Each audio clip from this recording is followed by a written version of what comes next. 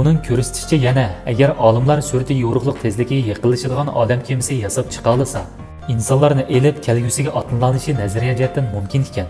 Chunki 4 o'lchamlik bo'shliqda 10 minut balkim cheksiz soat bo'lishi mumkin ekan.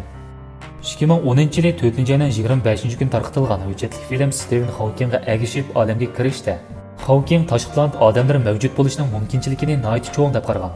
Tashqi planet odamlarining yer sharidagi boyliqlarni bulab quruqda bo'libla peshini qiqib ketib qelish mumkinchiligini ko'zda tutganda, insonlar tashabbuskorlik bilan ularni izlamasligi kerak, aksi butun tirikchilikni ko'rsatib, ular bilan uchrashishdan saqlanish kerak deb qaragan. 2010-yili 8-oyda Hawking yana kishini hayron qoldiradigan so'zlarni o'ttirib qo'yib, yer sharining hamon halok bo'ladiganligini, aksi insonlarning davomli yashishining faqat birla yo'li borligi, ya'ni planetlararo ko'chman bo'lishini aytdi. 2017-yili 75 yoshli Hawking yana to'lib toshgan qizg'inlik bilan yulduzlarni bosib o'tish planini tadqiq qilgan edi. Bu tadqiqot agar muvaffaqiyat qozonsa, planetlararo sayohat qilish mumkinchilikka aylanadi. Hawkingning ko'chman bo'lish bishoratimi reallikka aylanadi. Albatta, bularning hammasi keyingi gaplar. Buningdan burun bir qatimliq ilmiy doklad oyoqlash oldida bir nafar yosh ayol muxbir avval munbarga chiqib, bu o'z vaqtida chaqliq o'rindiqda allaqachon 30 yil turmush kechirgan ilm-fan peshvosiga yuzlanib, echinmasdan mundaq so'raydi. Hawking apandi, kasal sizni chaqliq o'rindiqqa mangulik mixlab qo'ydi. Siz taqdir sizni nihoyat ko'p narsadan mahrum qildi deb o'ylamamsiz? Bu savol ro'shanki biroz qo'pol va o'tkir. Doklad zali ichi birdilla timtasliq cho'midi. Hammamizga ayonki, Hawking bo'lsa bir butun badani palach odam, faqat nechtal barmoqlar harakat qila oladi. Uning taqdiri haqiqatan intayin azobliq. Lekin bu vaqtda Hawkingning yuzida yanala tinch kulimsirash jilva qiladi. U harakat qila oladigan barmoqlar orqali nihoyat tezda knopka taxtasini chekadi.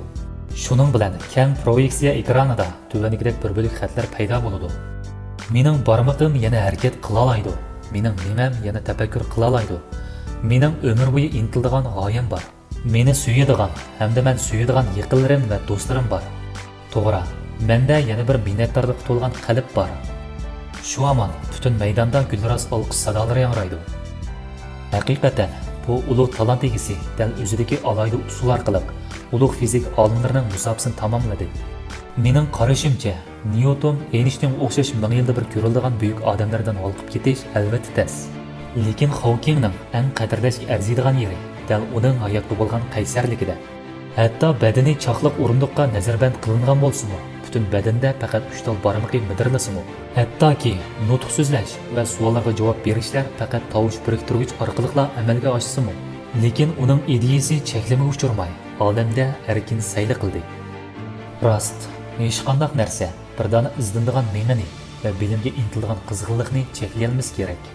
Hayotdagi baxit va ofatlarni faraz qilmoq qiyin. Haqiqiy kuchliklarni taqdirmo yiqitib o'tolmaydi. Ulug' ideya dal eng yaxshi qoral bo'lg'usi. Hawkingmo dal shundoq. Bizning turmushga yuzlanishimiz texmi shundoq. Bo'ldi. Bu qatimli hikoya bu yerda oxirlashdi. Olimlar va talant egalarining tarixini ko'rish va o'rganish bizning bilimimizni mo'llashtirib qolmasdan, balki yana bir xil insonlarning turmushida nihoyat qimmatli bo'lgan hamkorlik, do'stlik va kamqursaqlik ruhini yetildirdi. Bizning olimlarning ish izlari va tadqiqotlarini ko'rish va o'rganishimiz hargizmi ularning qaysisining texmi qoltisi ekanligini selishtirish emas. Amaliyotda selishtirishning hech qanday ahamiyati yo'q. Lekin biz uni ko'rish va o'rganish orqali nimaning haqiqiy ilm-fan ekanligini his qilib yeta olamiz. O'zimizda ilm-fan eng yetildira olamiz.